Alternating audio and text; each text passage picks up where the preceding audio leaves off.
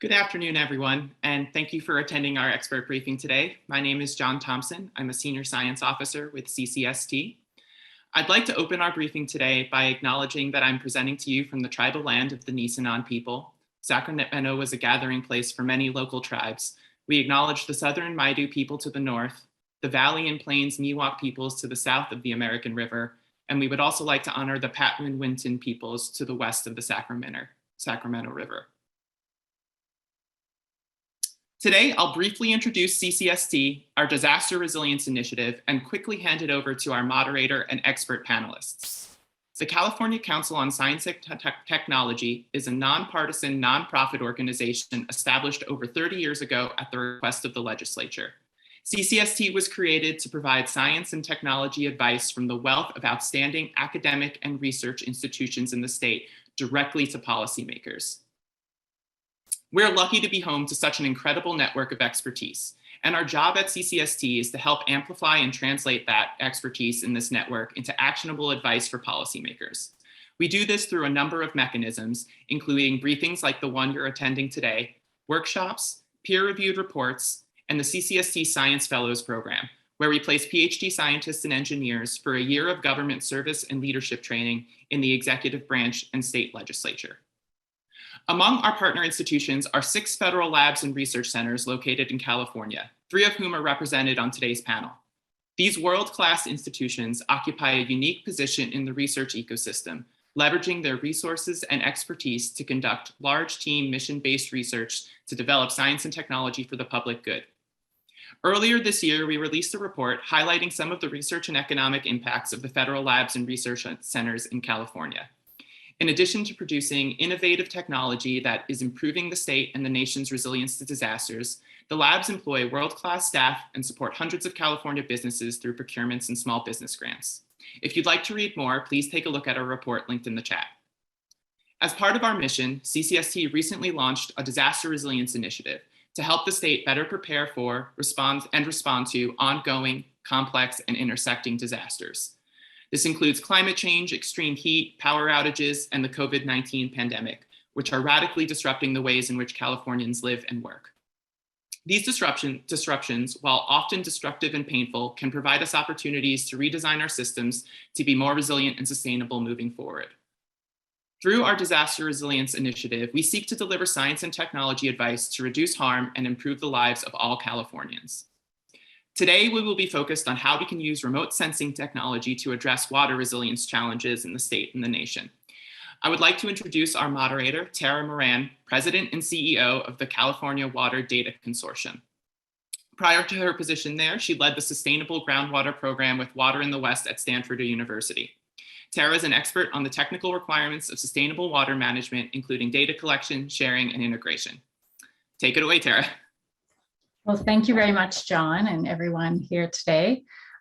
Just a huge thank you for having me here. I'm excited to moderate what's going to be an incredible panel and discussion on the role and value of remote sensing technologies to provide the information necessary to make proactive water management decisions in a timely and accurate manner, and really to highlight the work that some of CCST's federal lab and research center partners are doing to support more resilient water management in California and beyond.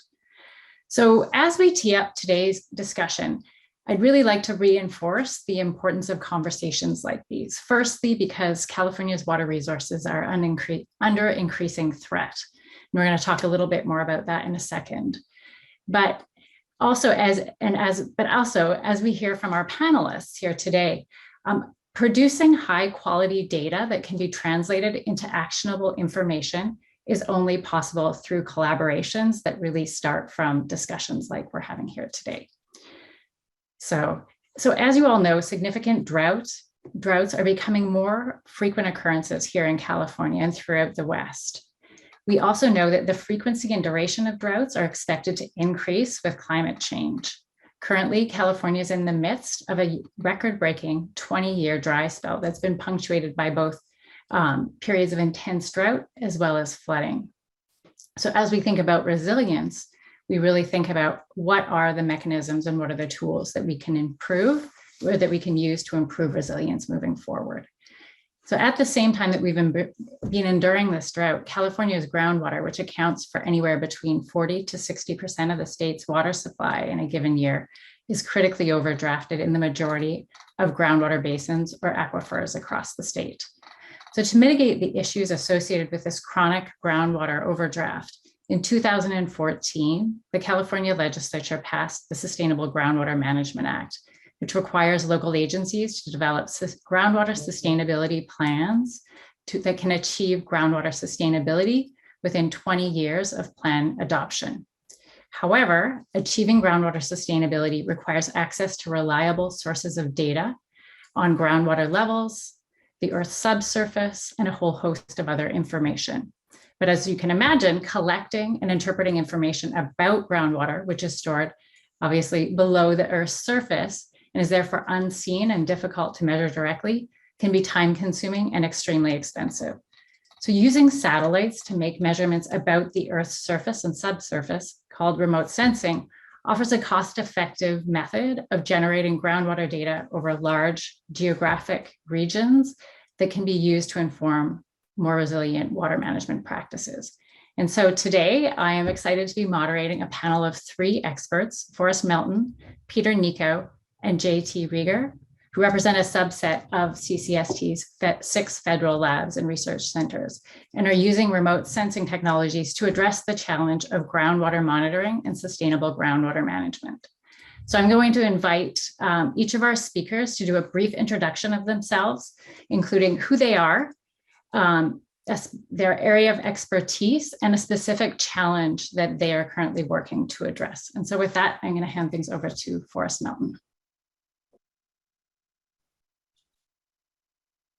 Thanks so much, Tara. That was a really nice introduction. Appreciate it. And nice framing. My name is Forrest Melton. I'm a senior research scientist with NASA Ames Research Center and California State University, Monterey Bay. And I serve as the program scientist for the NASA Western Water Applications Office and the project scientist for the OpenET project.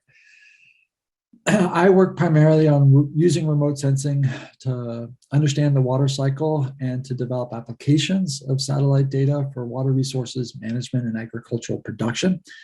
And the problem I've been working hard to solve with a number of partners, collaborators, colleagues, friends, is to use satellite data to operationally map evapotranspiration across the Western US at field scales. And because a picture, in this case, I think is worth well over 1,000 words, I'm just going to share a couple of images to help me explain what we're doing and why we're doing it. So in California and across the West, every day, thousands of folks are making decisions about managing water. And especially as we're staring down another year of acute drought here in California, one of the key pieces of information that folks need access to is information about the water that's being consumed by crops and other vegetation as they grow. Over the last 4 or 5 years now, a consortium of partners, scientists, software developers, water managers, and agricultural producers have been working together to develop a system we call OpenET, or Open Evapotranspiration. And OpenET, which was publicly launched in October, is now providing operational information that's produced using satellite data on evapotranspiration at field scale, so at a resolution of about 1/4 acre or 30 meters per 30 meters. Information is available currently at a monthly time step, and we'll be adding daily data. Information is available through a web-based data explorer so that anyone with a web browser can access this information and retrieve it for any location in the Western US. And then next year, we'll also be releasing a suite of open data services so that this data can be integrated with local, state, and federal water information systems, irrigation scheduling tools, farm and ranch management software, and a range of other applications for water management. If you haven't heard about OpenET or haven't had a chance to take a look, I encourage you to visit openetdata.org and try it out for yourself. I want to make the point that information is not just available for individual agricultural fields, but it is available for every 1/4 acre across the West at that satellite resolution of 30 meters by 30 meters. So while today I'll be focusing on applications related to agricultural water management, There are also important applications related to assessing hydrologic impacts of wildfires, looking at pre-fire indicators of wildfire risk, and looking at how forest management practices are affecting hydrology and potentially reducing wildfire risk across the West. The web-based system that was launched in October, again, allows anyone with a web browser to access field scale information on evapotranspiration that's computed using 6 well-established satellite-driven models. Information can be retrieved currently from 2016 to 2021, but in the future, the satellite record goes all the way back to 1985, so we can extend that back for decades. Information can also be easily retrieved and downloaded as annual summaries, so monthly data, daily data will be available next year, as well as these annual summaries, so we can track changes in evapotranspiration, especially as we implement different approaches to conserve water across the West and in California. So really quick, what is evapotranspiration and why does it matter for what we're talking about today? First, evapotranspiration is the combination of evaporation from the land surface and transpiration from plants. You can think of it as the reverse of precipitation. It's the process by which water returns from the land surface to the atmosphere. It's happening all around us all the time, but because it's invisible and we can't see it, it's difficult to measure on the ground. It requires specialized and expensive equipment and expertise. And we can measure it with satellite data. So we've been working for about the last 2.5 decades to develop techniques to accurately map evapotranspiration with satellite data. Now, in contrast to ET, other water applied to agricultural fields can either percolate down and recharge underlying groundwater resources, or it can run off and return to a local canal or river. That water can be reused in many cases by other users in a watershed or from within a water supply. But the evapotranspiration is the part that's transferred from the land surface to the atmosphere. It's consumed through that process and no longer available for other uses within a watershed. And the reason we need an accurate measurement of evapotranspiration, especially in the context of addressing long-standing issues with groundwater resource management, is that ET has been this key piece of the water budget that's been difficult to quantify consistently across the Western US, especially at field scales.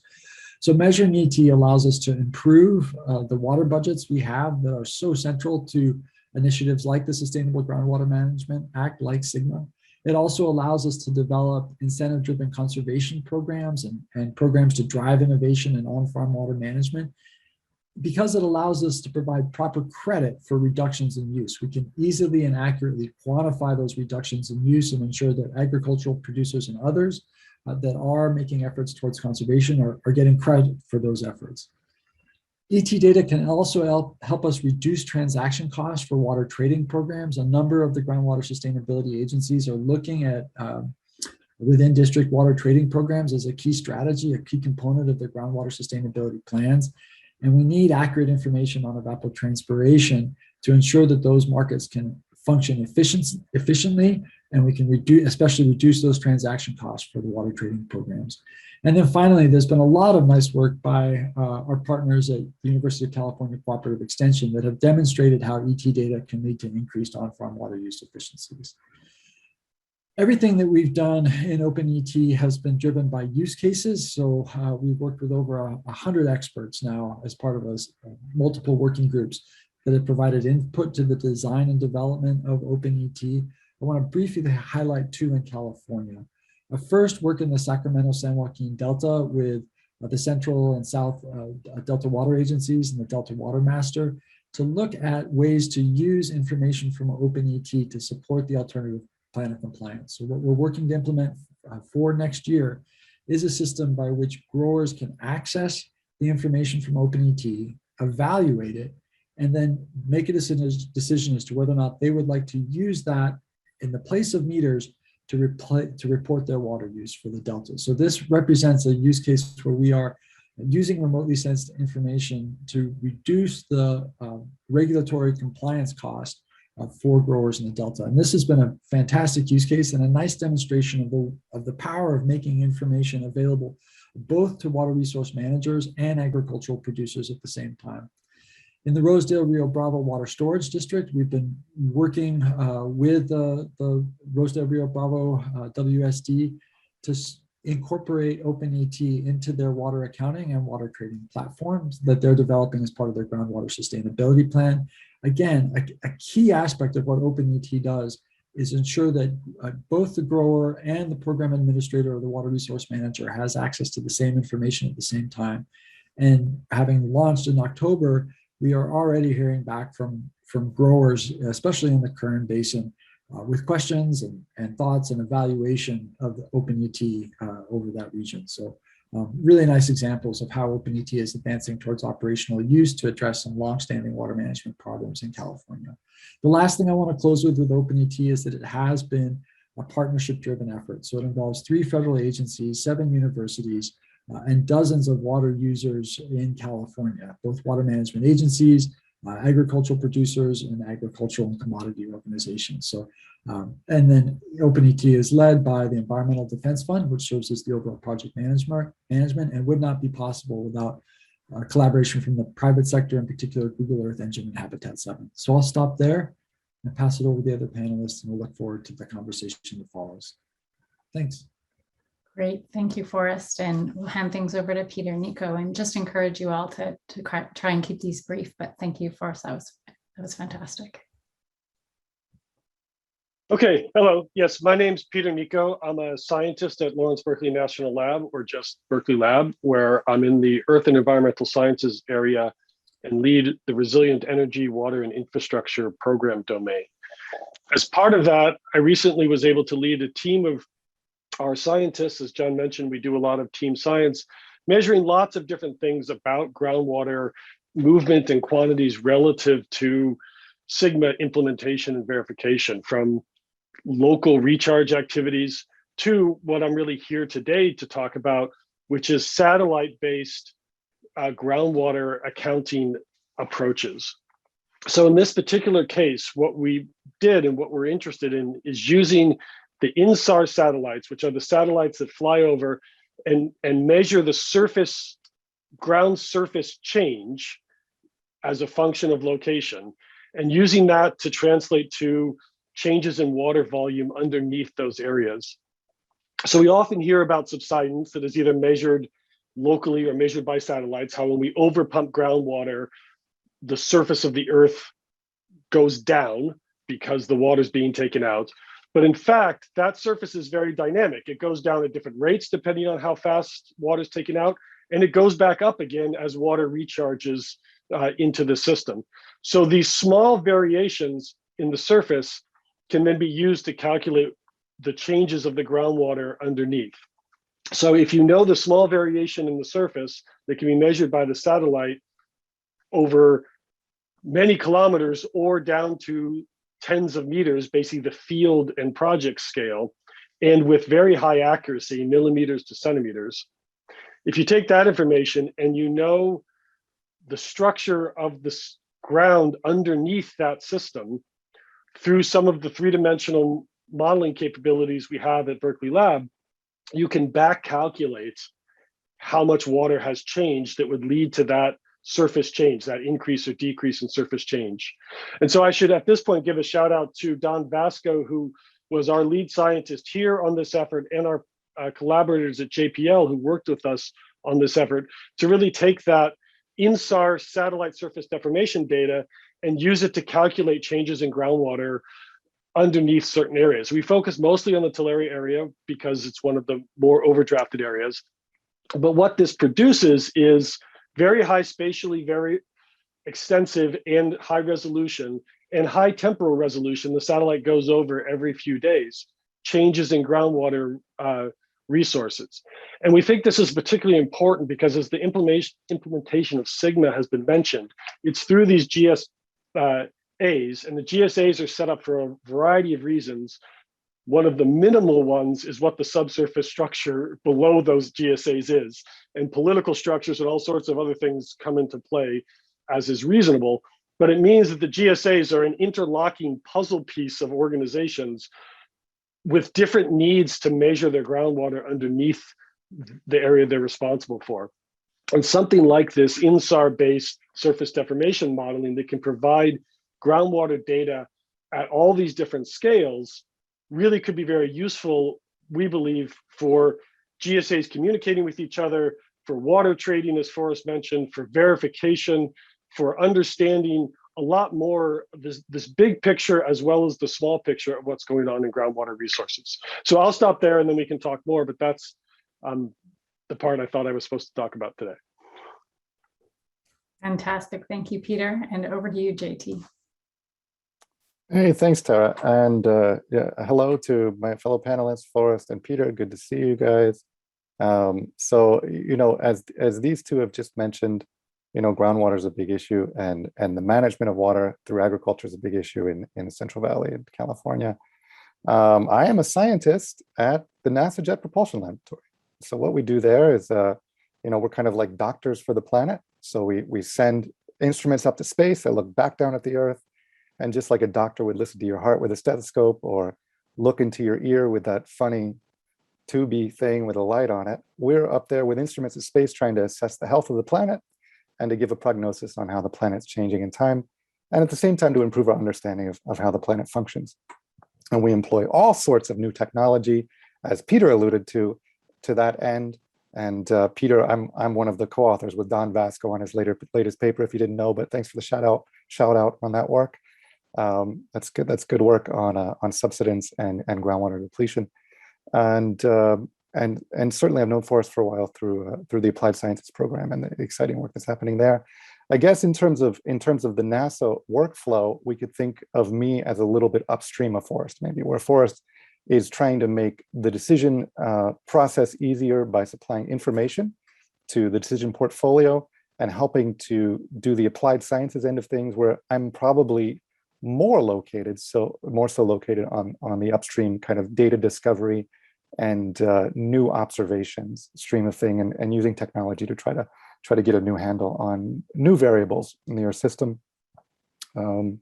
And at NASA, at JPL, we think of, you know, there's kind of three ways of thinking about data. I went through this the other day with somebody. I found it very interesting that the raw information that comes out of the satellites, the raw data, we could call that data, right? And then to get to a stage where that's actually information, usually an algorithm gets applied or something like that to the raw data. So you've got like radiometry, something, you know, scatterometry, something coming back, optical, sensible heat, latent heat, whatever is coming back from a satellite. Turn that into information. We need to apply an algorithm to it. And then the third tier is turn that from data to information into understanding. You actually have to place it into context. And tell it, you know, what is the story or the setting that this information fits into. So that transition from data to information to understanding is really what we try to do at NASA. And I'm probably more on the data to information side there. So yeah, we're using various techniques from gravity to, you know, I think a lot of people think about remote sensing and they're thinking, oh, there's cameras up in the sky that are looking down on the planet, but remote sensing has certainly evolved, I would say, in the last 30 years, 40 years or so, where now we're using all kinds of techniques from radar and radiometry to altimetry to, you know, interferometric SAR, which is incredible, Peter just described, and even to gravity, where we're doing, you know, remote sensing of gravitational changes around the planet from space, and trying to wrap all those techniques around the question of water and how can we better understand water being, you know, the life force of our planet. The first thing that scientists look for when they're looking on life on other planets, of course, is the presence of water. And so water is fundamental to life as we know it. And, you know, with increasing demand for water in places like California and around the world, we really think of California as a microcosm for what's happening in many places where there's a finite supply. That supply is changing in time with changing climate, and the demand is usually increasing, usually only goes up. So that's the problems we try to wrap our heads around at JPL. And that's what I do all day. Thanks. Well, this is fantastic. Thank you all so much. Really appreciate hearing sort of the broad strokes around the work that you're doing. And JT, I really appreciated the way you sort of outlined this trajectory of the data being required, but also the expertise represented on this panel. So fantastic for that. Thank you. So with that, we're going to transition into a moderated Q&A. So I would encourage, we already have had a few questions dropped into the Q&A, but please feel free to go ahead and drop more in as the discussion continues. Please be sure to include your name and affiliation when you do that. And so I'm going to go ahead and kick off the discussion here with a question that maybe we could start with Peter, and then I'll hand it over to Forrest and JT to respond to as well. Peter, you talked a little bit about some of the remote sensing work that you're getting at, and I'm curious if you could talk a little bit more about all of you could talk a little bit more about what the data gaps and challenges that these technologies are really attempting to address, and then how those are complemented by ground-based measurements. So I'll say a little bit, as I kind of said at the end of my introduction, I think, one of the things we're definitely trying to address is this literal gaps between areas and different GSAs next to each other using different accounting and verification ideas, and therefore having a single way to look at across scales. The problem there is people need to then buy into a single way for things to be looked at. But we think that there's a real advantage there, because if you can agree, kind of like with the OpenET, if you can agree on a set of facts, then you can work together a lot better on this process of managing the groundwater. So that's where I think the kind of value comes in. On the data gaps, our models that I talked about are only as good as our understanding of the subsurface. So our understanding of the subsurface is pretty good, but the better it is, the better these outputs of these models we have.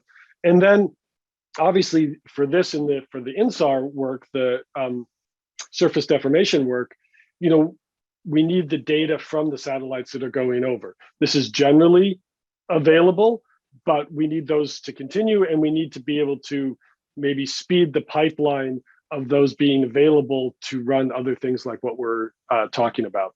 And maybe this is an implication, but if we're really going to use this for management, we need to take it out of the expert domain and into the sort of practical management domain. So those are my thoughts. Great, thank you, Peter. I'll say for OpenET in particular, information from the California Irrigation Management Information System operated by the California Department of Water Resources is one of the key inputs into the OpenET information system. And while we cannot, well, it's very difficult and expensive to measure evapotranspiration on the ground in an agricultural field. The stations we typically use cost about $50,000 for the total instrumentation package. And as I mentioned, require expertise to operate those instruments and collect the data. The agricultural weather station networks, those give us a theoretical measurement of what's called reference evapotranspiration. It's the ET that would occur from a reference crop if there was no water limitation. You can think about it as the amount of water transferred from your front lawn when it's well, in the rare year when it's well watered, how much water would be used by your front lawn in a wet year. That network is really important, an important input, and it allows us to do what we call the time integration, to interpolate between the days when we have a satellite overpass. And we also use that to as just a key anchoring data set for us. So now that also means that probably roughly half of the uncertainty in the data that's produced by OpenET, half of the error, is coming from that agricultural weather station network. So as we work towards further improving the accuracy in the future, continuing to invest in and expand upon the spatial SIMUS network will be a key activity and a key way that we can work with the state to even further reduce errors of uncertainty in the satellite-based ET. Yeah, so, the study of water in the Earth system, right, as we call hydrology, I often joke is pretty much the dumbest science out there. There's not a lot of complex physics involved. And what we say is the classic line is water flows downhill. That's all you need to know. But the problem in hydrology is it's so hard to make observations, right? So if you think about sticking a stream gauge in a river, it's like, yeah, you might get some of that river flow, but if you're not far enough downstream or just upstream, there could be a tributary you're missing. It's hard to really capture it all. ET is essentially impossible to measure directly I mean, we have proxy methods. So we're measuring changes in temperature, changes in, even there's something called a weighing lysimeter, which is you dig a big ditch in a farm, and you put some instrumentation, and you put a scale under that big ditch, and you refill it with soil, and you weigh it before and after some evaporation happens. And you say, all right, that's how much evaporation. It's very hard to do. And groundwater is essentially invisible to the naked eye, right? So it's subsurface. And what are you going to do with groundwater? You're going to drill some wells here and there, but you're probably underrepresenting what's happening spatially. Or you're going to use a satellite technique, which is also a proxy, like gravity or surface deformation. And that's going to give you some information at different resolutions and scales. So the best case scenario is you've got a few orthogonal pieces of information that all give you a piece of the puzzle, and none of them really gives you the whole picture. And you put them all together. And I think, as Peter said in his intro, one great way to tie that all together with a framework or a skeleton for your house of data is with a model. And numerical simulations, if you can try to simulate some of what's happening in a computer and have that reality in a computer, and then have these orthogonal pieces of information coming in from observations, you can sometimes tie that all together to get something that's continuous and makes sense, and therefore can be used for prediction. It might tell you something about what's going to happen in the future. Thank you all for that. And JT, that was a nice way to sort of summarize part of, as we think about resilience and the like, is how do we tie all this data together to ultimately think about how in a changing environment might we want to change management or the way that we're making decisions to ultimately be more resilient moving forward. So thank you for that. We have a range of questions coming in. And so let's go ahead, Forrest. I think this one is for you. This is, what's the accuracy of using ET data to measure water usage relative, and it says relative to meters. I think it's getting at the spatial scale there. And then the secondary question is OpenET planning to provide data at the APN level or the assessor's parcel number level? Sure. So we've assessed the accuracy of the OpenET data at different time scales. At a growing season, we're looking at typical expected errors of plus or minus 13%. That's for the ensemble ET value. So one of the things we're doing that's a little different with OpenET is we're actually using 6 well-established approaches and then using those in part to identify outliers and take advantage of the different strengths of each of the different satellite-based techniques, then to produce this single ensemble value. So the uncertainty for that is, again, plus or minus 13% at a growing season and a little over plus or minus 16% at a monthly time step. One thing to note, though, is that for some locations and basins, by comparing the models, we've been able to identify that it looks like some of the models probably have higher accuracies and perform more consistently for some locations. So that's a key focus for the OpenET science team over the next year, is updating that ensemble value to further take advantage of the strengths of these different approaches. Now, meters are tricky, right? The answer to that depends on how old is the meter, how often is it maintained, how carefully is it maintained. So it's difficult to do a direct comparison. Typically, I think we would expect something on the order of plus or minus 3%, plus or minus 5% for a new, really well-maintained meter. But we've certainly seen examples where meters are not well maintained, where the satellite data may be more accurate. So it really depends on the maintenance history on those meters. In terms of providing data for APNs, what we're working, so currently we have publicly available field boundaries, as well as the data that is at the original satellite resolution of 30 meters by 30 meters. What we'll be releasing next year is an automated application programming interface that will let users use any spatial data set they'd like. That could be a set of APN boundaries, that could be a ranch map, that could be a water district boundary, a series of watershed boundaries, and compute summaries for any location that they're interested in. So that will be available next year, and we'll let folks query things for wetland areas, APNs, other regions of interest. And was there another question there? I saw the question there about water rights. Do you want me to tackle that, or do you want to pass a question over to Peter first? Let's go ahead. We might come back to that one, Forrest. Great. And I actually have another one teed up here. This is from Jeff Dozier from UC Santa Barbara. And he was asking, the change in groundwater resources is essentially the difference between recharge and withdrawal. And so to what extent can we measure each of those components with enough accuracy to really be able to ensure that, you know, we're estimating the difference accurately? So for example, the difference between two big numbers, and is INSAR good enough to directly measure the difference? And that's over to you, Peter. Is that for me? So yeah, so the question is, right, you've got lots of in and you've got lots of out. And, you know, if you knew all of those, as JT said, that it's a simple math. The problem is it's very hard to know all of those. It's hard to make sure you're getting all of the ins and that you're getting all of the outs.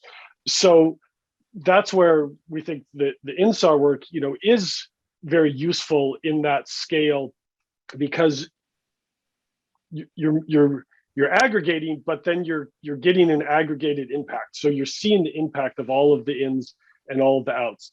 And whether it's good enough sort of depends on at what level of detail you want to understand your measurements, but we're getting values that are giving you resolutions on the scales of acre feet of groundwater changes.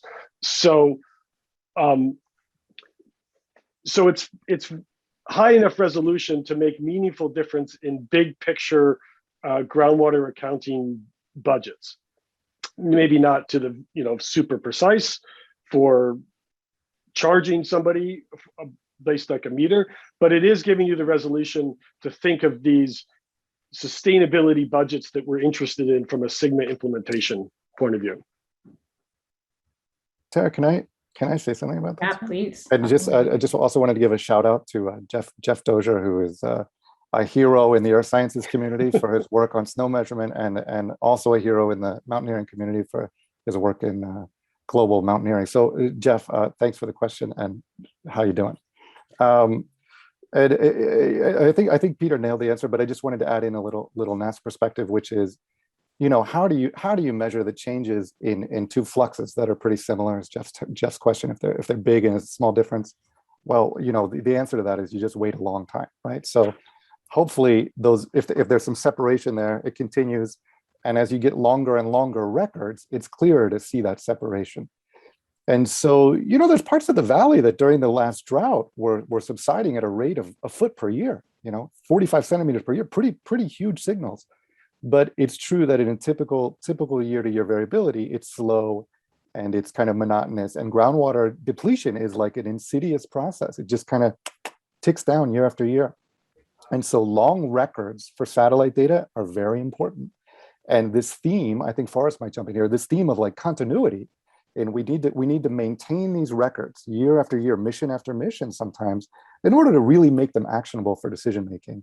I think that's clear to us as scientists and us as trying to do science applications, that's an important aspect of it.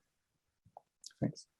That's such an important point, JT. Thanks for flagging that. I think, you know, just a plug overall for enduring and ongoing data records is just so important as we think about remote sensing technologies, but also just understanding global processes and earth processes moving forward. And Peter, I see you have your hand up. Yeah, I was just going to go into that a little bit more. I mean, I definitely agree in the long-term records idea is very important. And then just going back to the calibration, that, you know, everything, all models and measurements need to be calibrated against something. And so, you know, we need to work on calibrating multiple of these measurements, as I think JT was saying earlier, against each other to make sure that they're all, you know, agreeing. I will say, I shouldn't do this as a scientist, but anecdotally on the INSAR, you know, we talked to one water manager from irrigation district, and we had done the INSAR work on his district, and we told them our calculation, and he said, wow, you want to know ours? And it was about a few thousand acre feet different on a budget of about 150,000 acre feet. So that at least showing that we're very much in the same ballpark of the accuracy of how things are being measured now. So anyway, that's just a slightly more quantitative answer to the accuracy question.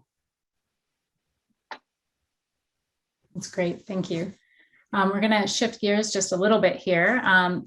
Matthew Shermott asked, can you elaborate just on water trading? And he provides an example, but Forrest, I think you were going to tackle this earlier. Could you talk a little bit more about water trading and what that is?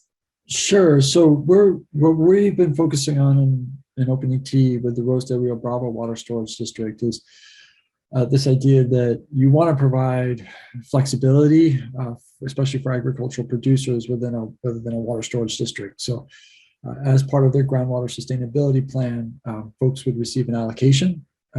Producers, growers would receive an allocation in the district. OpenET then, and this is a district that's reliant almost entirely upon groundwater, heavy user of groundwater. So they would receive an allocation. That allocation they could track and monitor. If it looks like they were going to need excess water, there would be a market through which they could purchase it from other producers. So for example, if someone had just taken out an orchard and was fallowing the land for a year before replanting, they would have that water available to trade on a market to another water user in that water storage district. And so in a year like this one, really important to have that flexibility so that local communities can develop solutions to groundwater management challenges that make sense for them.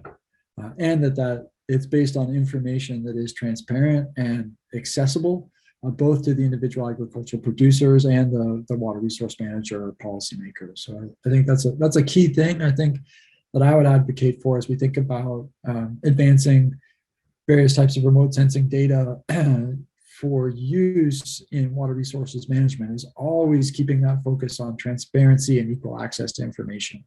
So I think when we want to think about making as much progress on groundwater management as quickly as we can, we want to ensure that we're all working from the same starting point, the same understanding of what's the state of the water resource, how is it changing, where is water being used and when, and we want to be sure that we're all in agreement on that as we start to work on solutions. Yeah, such a great point for us, no kidding. And that people have access to that data, they understand it, and they ultimately trust it as they move forward with those decisions. Yeah. Okay, so we've got a question here from Lauren Bowden at State Water Resources Control Board, who asks, with GSAs moving towards sustainability by potentially augmenting groundwater with surface water, how can remote sensing technology model surface water and groundwater interactions? And I will leave it up to the three of you as to who wants to field that first.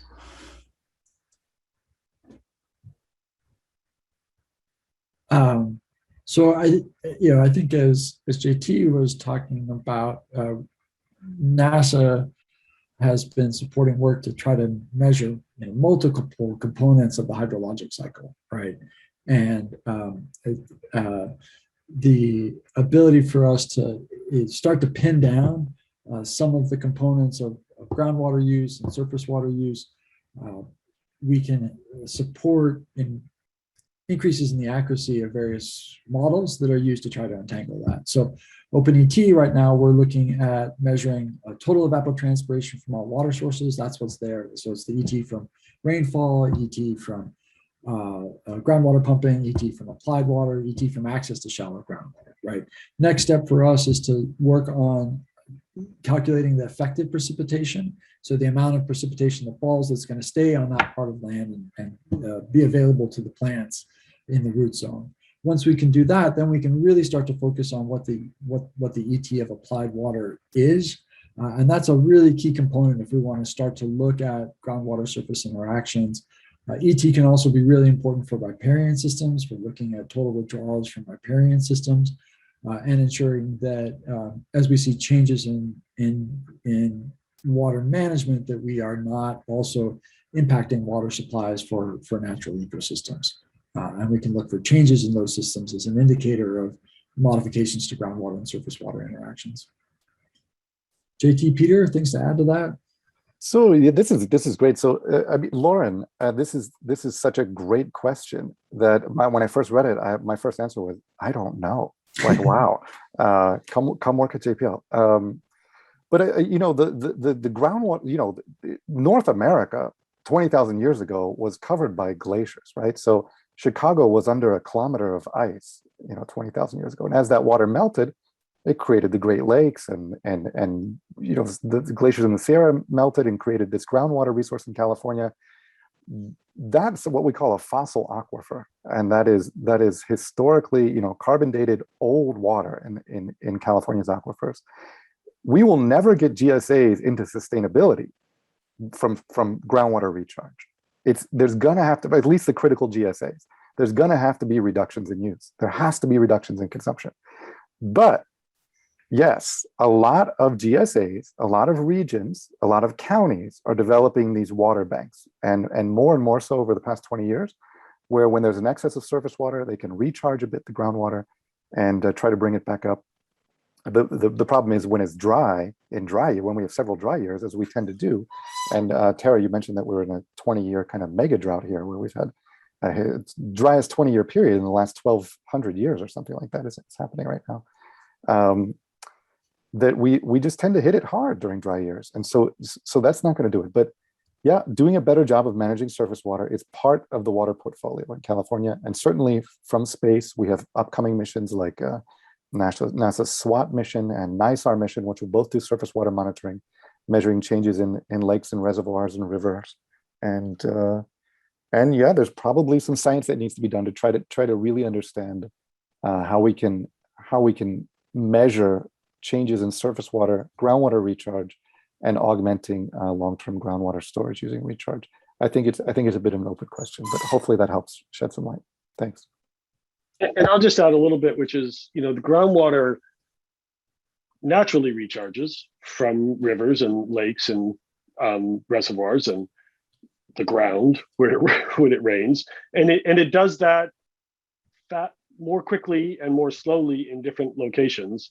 So there's definitely a modeling and sensing aspect that can tell you where, if you want to recharge groundwater, you're likely to be able to do it the most quickly and most effectively, assuming you have that surface water to recharge. I think that's a really important part of some of this modeling, is that, of the vast lands of California, probably a very small section of it is really going to be the most effective for getting water underground quickly, because we have surface water in a very short window, right? We have big storms occasionally, and so we have a lot of water we want to get underground quickly. So I think that's definitely one place where these types of sensing can show us where that's likely to be most effective. And then I think, as has already been mentioned a few times, this closing the budget and making sure we're doing what we think we're doing in terms of putting water underground or surface water to groundwater budgets, to make sure our numbers all add up so that we're not fooling ourselves into sustainability, I think is another important part of what these measurements can do. And Peter, just a follow-on question to that, and this sort of ties in with the question that Mary Elizabeth asked, which is, were you sort of talking, when you were talking about the subsurface pieces, were you also referring to like airborne electromagnetic remote sensing technologies and their applications to understanding subsurface? Or can you talk a little bit about how that works and how that fits together? Yeah, so I mean, that is another one of these remote sensing techniques that isn't on here. For those who don't know, the airborne electromagnetics are literally you fly a helicopter over the surface and you drag a big wire coil that emits a magnetic field, after it, and basically how that magnetic field goes up and down through the earth tells you something of the structure of the earth underneath it. And the state is currently undergoing a process of doing a fair amount of these flyovers across the state in order to improve our understanding of the subsurface. And so I would say, that's sort of step number one. First, we have to know what's underneath there.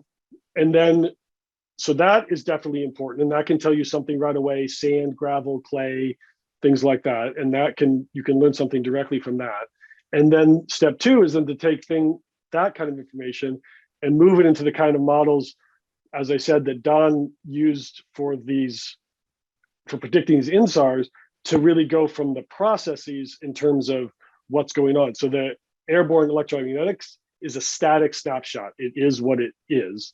And then, but you can use that structure like the layers in a cake, to then go into these other more dynamic models to understand how water movement is changing and producing these other things like surface deformation or other processes that you're interested in. That's great. Thank you.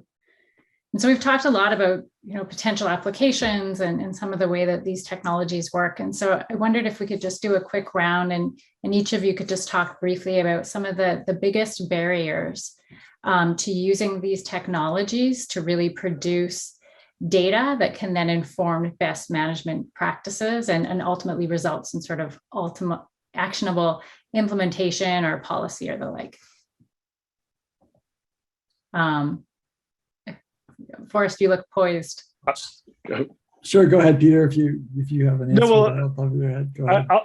I'll answer backwards, which at some level, I don't know if anybody else reads the comic XKCD, but there's a web comic where it starts out with someone saying there's 6 ways to measure this, and everybody does it differently. And what we really need is one that everybody agrees with, and then they go off and they do it, and then the end of the comic is now there's 7 ways to measure this.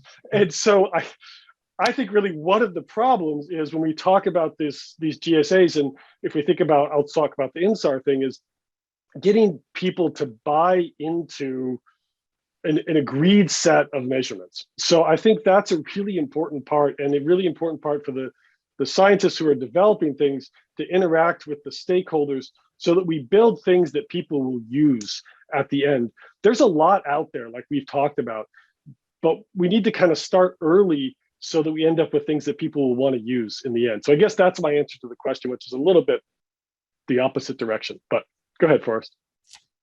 I'll just say that was a really nice description of the OpenET project there, Peter, in terms of starting with 6 answers. Appreciate that.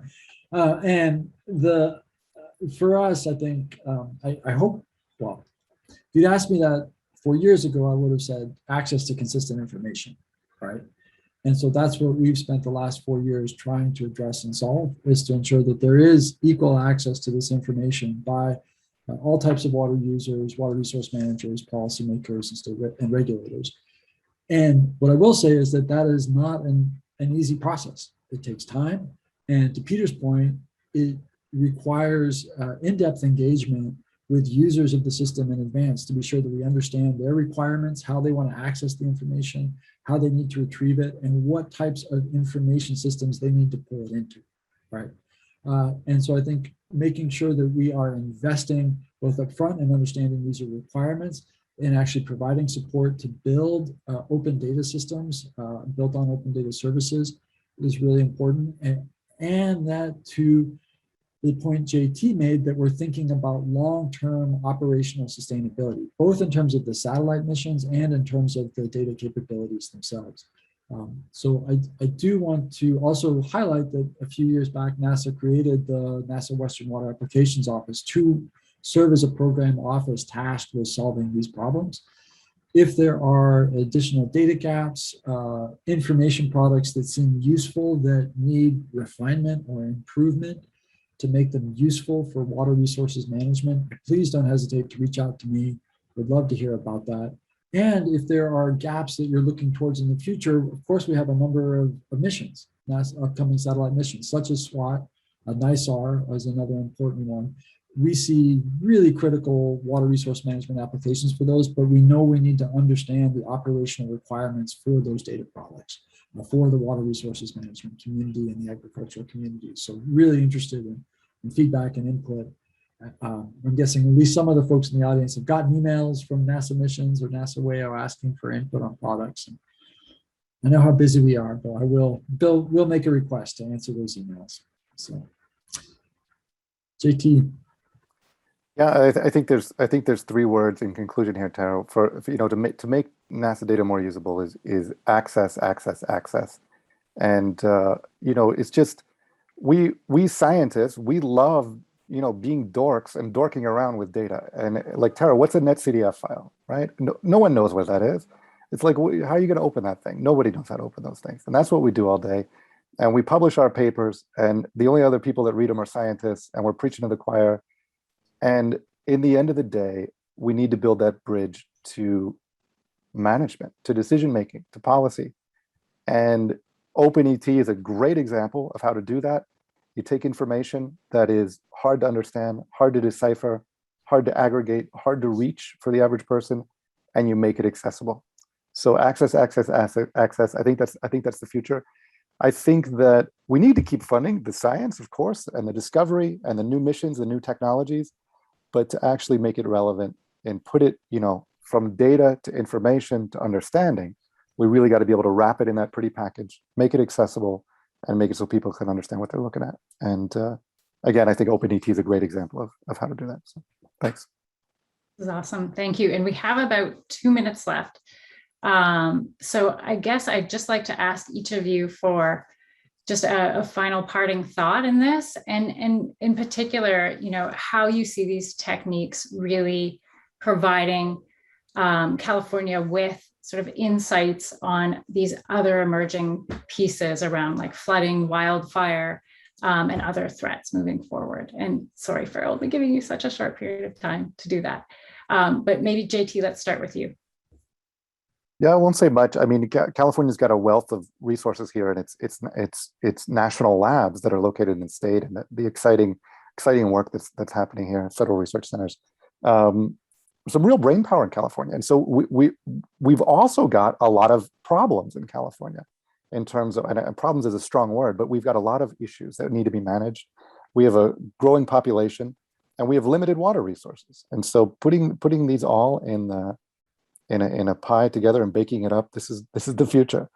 And I think this is, programs like this are a great way to tackle that, to try to make these connections between decision makers and scientists and science applications people, and trying to get everyone more comfortable with each other so that we can build those connections, we can collaborate together in the future, and we can make sure that we're doing the kind of science that actually matters to society. And I think that's a great way to go. Thanks. Thanks, JT. Forrest? Well, I guess I'll just close by saying, how much we appreciate the partnerships with the state of California, with the State Water Resources Control Board and the Department of Water Resources, our cooperative extension agencies. The input into OpenET has been essential from those partners, has been essential to the success, along with all of the growers and agricultural organizations that took the time to work with us. So as we're thinking about building open data systems, there's so much work to be done. It's sometimes tempting to skip over those early conversations and get right to building something. And I think if we're going to invest the time and resources and funding to do this, we want to make sure we're doing it right. We want to make sure we're having those conversations at the outset of the projects with the end users to make sure we understand how best to apply data, to JT's point, to turn it into information and then use that to support effective planning and decision making. Thanks, Forrest. And final 20 seconds to you, Peter. And sorry. So that's okay. I'll just echo what I said before, thanking collaborators and the state and CCST, and then really ending with the old trope that, what gets measured gets better. So we have real issues with water management and such, but there are real solutions and possibilities too. And so the more we can understand our problem, the better we can implement what is in the end a wide variety of potential adaptation solutions that can really help address those problems. Nicely rounded out. Thank you so much, Peter. And thank you for everyone. I'm handing things back to John to close us out. Thanks, Tara, and thanks again to all of our panelists and for everyone who was able to attend the briefing today. If you want to watch this briefing again, or if you know someone who couldn't make it, we'll have a video posted up on our website along with a one-pager and some more information about the panelists if you want to reach out to them. Keep an eye out for any future announcements from CCST as we set our next set of expert briefings going into the new year. And I hope everyone has a wonderful afternoon. Thank you.